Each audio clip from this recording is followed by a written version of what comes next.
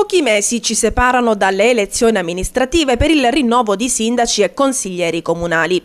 In Sicilia sono 29 i comuni chiamati al voto, nell'Agrigentino 4, ovvero Canicattì, Favara, Porto Empedocle e Montevago. Di questi 4, i primi 3 sono con popolazione superiore alla soglia dei 10.000 abitanti. Montevago invece si ferma a poco più di 3.000 abitanti. Le elezioni amministrative si terranno in una data compresa tra il 15 aprile ed il 15 giugno.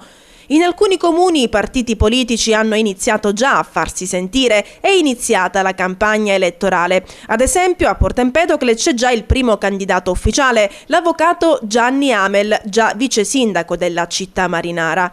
Pare che anche il Movimento 5 Stelle voglia mettere un proprio candidato. Il PD probabilmente farà le primarie.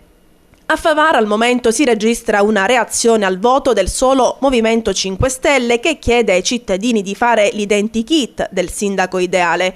Gli altri partiti sembrano essere fermi, probabilmente si trovano ancora impreparati, cercano alleanze e candidati.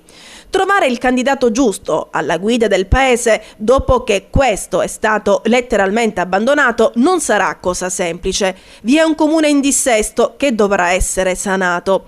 E se per caso i partiti individuassero la persona giusta, difficilmente questa deciderà di scendere in prima persona e mischiarsi in quella che purtroppo è diventata una politica con la P minuscola.